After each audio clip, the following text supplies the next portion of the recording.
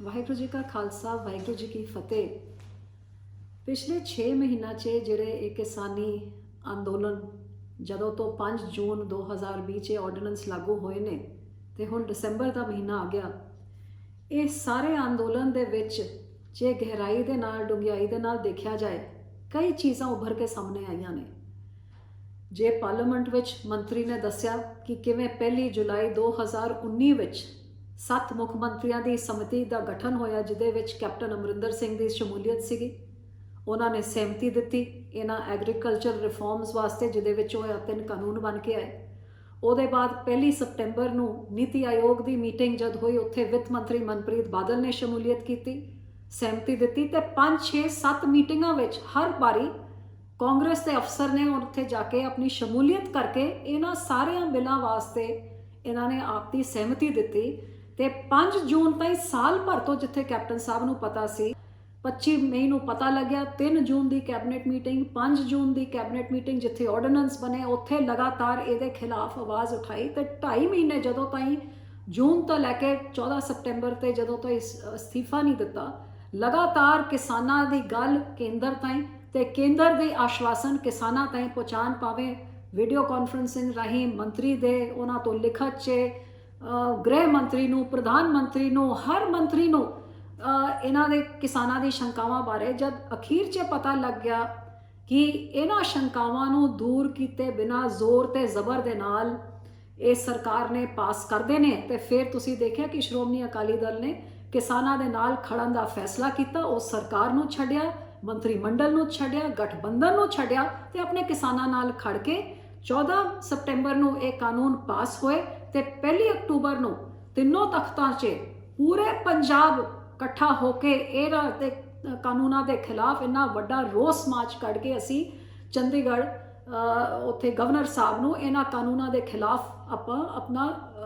ਪੱਤਰ ਦੇਣ ਗਏ। ਤੇ ਉਸ ਸਮੇਂ ਜਦ ਸਾਰਾ ਪੰਜਾਬ ਸੜਕਾਂ 'ਚ ਉਤਰ ਆਇਆ, ਇਹ ਕੈਪਟਨ ਸਾਹਿਬ ਜਿਹੜੇ 6 ਮਹੀਨੇ ਤੋਂ ਆਪ ਦੇ ਫਾਰਮ ਹਾਊਸ ਤੋਂ ਬਾਹਰ ਨਹੀਂ ਨਿਕਲੇ, ਇਹਨਾਂ ਕਾਨੂੰਨਾਂ ਦੇ ਖਿਲਾਫ ਲੋਕਾਂ ਦੇ ਸ਼ੰਕਾਵਾਂ ਇੱਕ ਵਾਰੀ ਜਾ ਕੇ ਪ੍ਰਧਾਨ ਮੰਤਰੀ ਤਾਈਂ ਗੱਲ ਨਹੀਂ ਕੀਤੀ, ਐਗਰੀਕਲਚਰ ਮਿਨਿਸਟਰ ਨਾਲ ਫੋਨ ਚੱਕ ਕੇ ਵੀ ਗੱਲ ਨਹੀਂ ਕੀਤੀ। ਹਰ ਲੈਵਲ 'ਚ ਜਦ ਕੈਪਟਨ ਸਾਹਿਬ 6 ਮਹੀਨੇ ਤੋਂ ਕਦੇ ਨਜ਼ਰ ਹੀ ਨਹੀਂ ਆਏ, ਕਿਉਂਕਿ ਕੈਪਟਨ ਸਾਹਿਬ ਚੰਗੀ ਤਰ੍ਹਾਂ ਸਮਝਦੇ ਸੀ ਕਿ ਜੇ ਮੈਂ ਆਪ ਇਹਦੇ ਵਿੱਚ ਇਹਨੂੰ ਖੁੱਲ੍ਹ ਕੇ ਇਸ ਕਿਸਾਨੀ ਸੰਘਰਸ਼ ਨੂੰ ਜੇ ਮੈਂ ਬਲ ਦੇਵਾਂ, ਮੈਂ ਆਪ ਜਾਵਾਂ, ਮੇਰੇ ਲੋਕੀ ਜਾਣ, ਤੇ ਗ੍ਰਹਿ ਮੰਤਰੀ ਇਹਨਾਂ ਦੇ ਜਿਹੜੇ ਇਹਨਾਂ ਦੇ ਕੇਸਿਸ ਈਡੀ ਵਿੱਚ ਚੱਲ ਰਹੇ ਨੇ, ਜਿਹੜਾ ਕਾਲਾ ਧਨ ਵਿਦੇਸ਼ਾਂ 'ਚ ਪੂਰੀ ਫਾਈਲ ਹੈਗੀ ਕਿ ਕਿੰਨਾ ਕੈਪਟਨ ਦੇ ਪਰਿਵਾਰ ਨੇ ਇਕੱਠਾ ਕੀਤਾ ਹੋਇਆ ਹੈਗਾ, ਤੇ ਜੇ ਇਹਨਾਂ ਦੇ ਜਿਹੜਾ ਇਹਨਾਂ ਦੇ ਦੋਸਤ ਮਿੱਤਰ ਜਿਨ੍ਹਾਂ ਨੂੰ ਪਾਕਿਸਤਾਨ ਦੇ ਵੀਜ਼ੇ ਚਾਹੀਦੇ ਨੇ, ਇਹ ਸਾਰੀ ਚੀਜ਼ਾਂ 'ਚ ਜੇ ਮੈਂ ਕੇਂਦਰ ਦੇ ਖਿਲਾਫ ਮੈਂ ਚੱਲਦਾ ਹਾਂ ਤਾਂ ਮੈਂ ਆਪ ਔਖਾ ਹੁੰਦਾ ਹੈ। ਸੋ ਇਸ ਤੋਂ ਚੰਗਾ ਕਿ ਕਿਸਾਨਾਂ ਨੂੰ ਆਪਾਂ ਕਹਿ ਦੇ ਕਿ ਸਿਆਸੀ ਬੰਦਿਆਂ ਨੂੰ ਬਾਹਰ ਕਰ ਦਈਏ। ਤੇ ਇਸ ਸ਼੍ਰੋਮਣੀ ਅਕਾਲੀ ਦਲ ਜਿਹੜੀ ਕਿਸਾਨਾਂ ਦੀ ਜਥੇਬੰਦੀ ਹੈ, ਜਿਹੜੀ ਖੜੀ ਹੀ ਪੰਜਾਬ ਵਾਸਤੇ ਤੇ ਪੰਜਾਬੀਅਤ ਵਾਸਤੇ, ਜਿਹਦੀ ਰੀੜ੍ਹ ਦੀ ਹੱਡੀ ਸਾਡੇ ਕਿਸਾਨ ਨੇ, ਜਿੰਦ ਜਾਨ ਹੈਗੇ ਸਾਡੇ, ਜਿਹੜੇ ਬਾਦਲ ਸਾਹਿਬ ਨੇ ਆਪਣੀ ਸਾਰੀ ਉਮਰ ਕਿਸਾਨਾਂ ਵਾਸਤੇ ਲਗਾਤਾ, ਇਸ ਸ਼੍ਰੋਮਣੀ ਅਕਾਲੀ ਦਲ ਨੇ ਕਿਸਾਨਾਂ ਦੀ ਗੱਲਾਂ ਨੂੰ ਸਰਮੱਥੇ ਰੱਖਦੇ ਹੋਏ ਉਹਨਾਂ ਨੂੰ ਆਪਣਾ ਪੂਰਾ ਸਮਰਥਨ ਦੇ ਕੇ, ਜਿਵੇਂ ਦੱਸਿਆ ਕਿ ਸਰਕਾਰ ਨੂੰ ਵੀ ਛੱਡਿਆ, ਗਠਬੰਧਨ ਵੀ ਛੱਡਿਆ, ਤੇ ਆਪਣੇ ਸਾਰੇ ਵਰਕਰਾਂ ਨੂੰ ਕਿਹਾ ਕਿ ਹਰ ਪੱਖੋਂ ਜਿੱਥੇ ਤੁਸੀਂ ਮਦਦ ਕਰ ਸਕਦੇ ਹੋ ਇਸ ਸੰਘਰਸ਼ ਵਿੱਚ ਆਪਣੀ ਸ਼ਮੂਲੀਅਤ ਭਰੋ। ਤੇ ਅੱਜ ਆਪਾਂ ਦਿੱਲੀ ਵਿੱਚ ਦੇਖ ਰਹੇ ਹਾਂ ਕਿ ਨਾ ਹੀ ਉੱਥੇ ਆਪਣੇ ਸਾਰੇ ਵਰਕਰ, ਬਲਕਿ ਜਿਹੜੇ ਆਪਣੇ ਸ਼ਹੀਦ ਹੋਏ ਨੇ ਪਿਛਲੇ 3, 4, 7 ਦਿਨਾਂ 'ਚ, ਉਹਦੇ ਵਿੱਚੋਂ ਇਹੋ ਜਿਹੇ 3 ਮੇਰੇ ਹਲਕੇ ਦੇ ਨੇ ਜਿਹੜੇ ਇੱਕ ਮੇਰੇ ਪੋਲਿੰਗ ਏਜੰਟ ਹੁੰਦੇ ਸੀ ਤੇ 2 ਹੋਰ ਜਿਹੜੇ ਆਪਣੇ ਅਕਾਲੀ ਦਲ ਦੇ ਪੂਰੇ ਪੱਕੇ ਤਕੜੇ ਵਰਕਰ ਨੇ,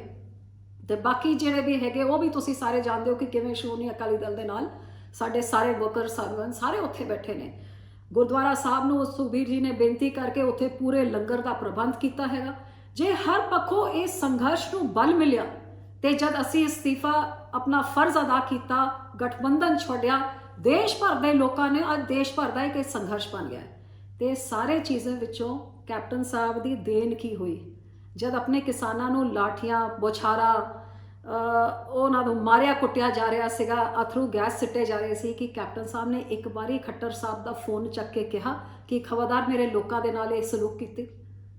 ਜੇ ਦਿੱਲੀ ਤਾਈਂ ਸਾਡੇ ਬੰਦੇ ਪਹੁੰਚ ਗਏ ਆਪਣੇ ਬਲਬੂਤੇ ਵਿੱਚ, ਜਿੱਥੇ ਕੈਪਟਨ ਨੂੰ ਅਗਵਾਈ ਕਰਨੀ ਸੀ ਕਿ ਮੇਰੇ ਲੋਕਾਂ ਦੇ ਉੱਤੇ, ਮੇਰੀ ਬਜ਼ੁਰਗ ਮਾਤਾਵਾਂ ਨੂੰ, ਮੇਰੇ ਬੱਚਿਆਂ ਨੂੰ, ਸਾਡੇ ਬਜ਼ੁਰਗ ਕਿਸਾਨਾਂ ਨੂੰ ਇਹ ਹਾਲਾਤ ਦਾ ਸਾਹਮਣਾ ਨਾ ਕਰਨਾ ਪਏ, ਕਿ ਇੱਕ ਵਾਰੀ ਨਿਕਲ ਕੇ ਉੱਥੇ ਆਏ, ਜਿਹਨੇ ਇੱਕ ਵਾਰੀ ਮੂੰਹ ਨਹੀਂ ਖੋਲਿਆ, ਇੱਕ ਵਾਰੀ ਅਗਵਾਈ ਨਹੀਂ ਕੀਤੀ, ਇੱਕ ਵਾਰੀ ਉਹਨਾਂ ਦੀ ਦਲੀਲ ਲੈ ਕੇ ਨਹੀਂ ਗਏ। ਤੇ ਤੁਸੀਂ ਮੈਨੂੰ ਦੱਸੋ ਕਿ ਜਿਹੜਾ ਫੈਸਲਾ ਉਹਨਾਂ ਨੇ ਕੱਲ ਕਿਸਾਨਾਂ ਨੂੰ ਸੁਣਾਉਣਾ ਹੈ, ਉਹ ਕੱਲ ਦੇ ਦਿਨ 'ਚ ਕੈਪਟਨ ਸਾਹਿਬ ਨੂੰ ਕਿਵੇਂ ਕੇਂਦਰ ਦੀ ਸਰਕਾਰ ਦੱਸ ਰਹੀ ਹੈ?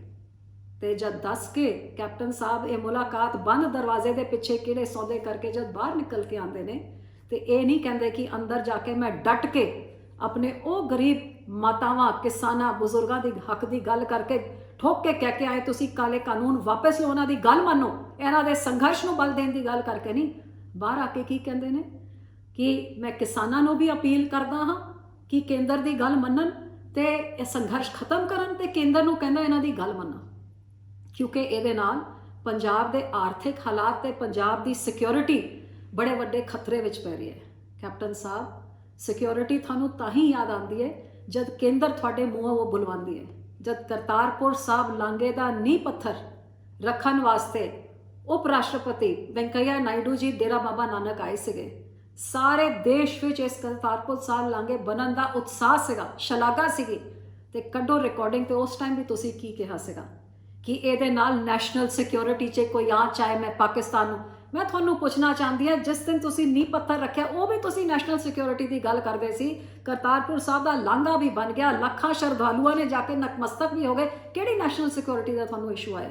ਤੇ ਅੱਜ ਇਹ ਕਿਸਾਨ ਜਿਨ੍ਹਾਂ ਦੇ ਪੁੱਤਰ ਉਹ ਜਾ ਕੇ ਬਾਰਡਰਾਂ 'ਚ ਰਾਖੀ ਕਰ ਰਹੇ ਨੇ, ਜਿਨ੍ਹਾਂ ਦੇ ਬੇਟੇ ਜਾ ਕੇ ਉਹ ਚੀਨ ਦੇ ਨਾਲ ਕੱਲੇ 10 ਚੀਨੀਆਂ ਨੂੰ ਖਤਮ ਕਰ ਰਹੇ ਨੇ, ਅੱਜ ਇਹ ਲੋਕੀਆਂ ਦੇ ਸੰਘਰਸ਼ ਕਰਕੇ ਤੁਹਾਨੂੰ ਨੈਸ਼ਨਲ ਸਿਕਿਉਰਿਟੀ ਯਾਦ ਆ ਰਹੀ ਹੈ?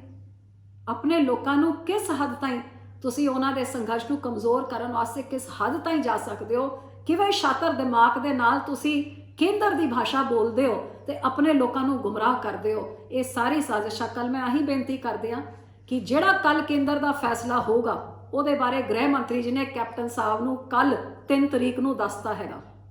ਤੇ 3 ਤਰੀਕ ਨੂੰ ਦੱਸਣ ਦਾ ਆਹੀ ਇਰਾਦਾ ਸੀਗਾ ਕਿ ਕੈਪਟਨ ਸਾਹਿਬ ਵਾਪਸ ਜਾ ਕੇ ਉਹਨਾਂ ਦੇ ਉੱਤੇ ਉਹੀ ਪ੍ਰੈਸ਼ਰ ਪਾਣ ਤਾਂ ਕਿ ਉਹ ਲੋਕੀ ਕੱਲ ਦੇ ਦਿਨ ਜਦ ਇਹ ਫੈਸਲਾ ਹੋਗਾ ਉਹ ਸਵਾਗਤ ਕਰਨਗੇ ਜਿਹੜੇ ਕੈਪਟਨ ਸਾਹਿਬ ਤੇ ਕੇਂਦਰ ਦੀ ਬੋਲੀ ਬੋਲ ਰਹੇ ਨੇ। ਕੈਪਟਨ ਸਾਹਿਬ ਤਾਂ ਬੇਨਕਾਬ ਹੋ ਗਏ, ਹੁਣ ਜਿਨ੍ਹਾਂ ਦੇ ਰਾਹੀਂ ਇਹ ਕੇਂਦਰ ਦੀ ਬੋਲੀ ਬੋਲ ਰਹੇ ਸੀਗੇ ਉਹ ਵੀ ਸਾਰੇ ਬੇਨਕਾਬ ਹੋਣਗੇ, ਤੇ ਜਿਹੜੇ ਲੋਕਾਂ ਦੇ ਨਾਲ ਖੜੇ ਨੇ ਉਹ ਵੀ ਕੱਲ ਲੋਕਾਂ ਦੇ ਸਾਹਮਣੇ ਆਉਣਗੇ। ਮੇਰਾ ਖਿਆਲ ਕੈਪਟਨ ਸਾਹਿਬ ਨੂੰ ਕੱਲ ਕਈ ਚੀਜ਼ਾਂ ਦਾ ਜਵਾਬ ਦੇਣਾ ਹੋਊਗਾ ਕਿ ਬੰਦ ਦਰਵਾਜ਼ੇ ਦੇ ਪਿੱਛੇ ਗ੍ਰਹਿ ਮੰਤਰੀ ਦੇ ਨਾਲ, ਜਿਨ੍ਹਾਂ ਨੇ ਸਾਡੇ ਕਿਸਾਨਾਂ ਨੂੰ 10 ਦਿਨਾਂ ਤੋਂ ਇਸ ਹਾਲਾਤ 'ਚ ਰੱਖਿਆ ਹੋਇਆ ਹੈ, ਜਿਨ੍ਹਾਂ ਨੇ ਜਿਹੋ ਜਿਹੀ ਸਾਹਮਣਾ, ਮਾਰ ਕੁੱਟ ਦਾ ਸਾਹਮਣਾ, ਪਾਣੀ ਦੇ ਬਸ਼ੌਰਾਂ ਦਾ ਸਾਹਮਣਾ, ਜਿਹੋ ਜਿਹਾ ਤਸ਼ੱਦਦ ਦਾ ਸਾਹਮਣਾ ਕੀਤਾ ਹੈਗਾ ਕੇਂਦਰ ਦੇ ਇਸ਼ਾਰੇ ਵਿੱਚ ਹਰਿਆਣੇ ਦੀ ਸਰਕਾਰ ਨੇ। ਤੇ ਕੈਪਟਨ ਸਾਹਿਬ, ਇਹ ਸਾਰੀ ਚੀਜ਼ਾਂ ਜਿਹੜੀ ਤੁਸੀਂ ਜਿਹਨਾਂ ਦੇ ਖਿਲਾਫ ਲੜਾਈ ਤੁਸੀਂ ਲੜਨੀ ਸੀ, ਉਹ ਕਿਹੜਾ ਬੰਦ ਦਰਵਾਜ਼ੇ ਦੇ ਪਿੱਛੇ ਤੁਸੀਂ ਸਮਝੌਤਾ ਕਰਕੇ ਆਏ ਹੋ, ਸਹਿਮਤੀ ਦੇ ਕੇ ਆਏ ਹੋ, ਇਹ ਕੱਲ ਦੇਸ਼ ਵਾਸੀਆਂ ਨੂੰ ਤੇ ਪੰਜਾਬ ਵਾਸੀਆਂ ਨੂੰ ਸਭ ਪਤਾ ਲੱਗੂਗਾ।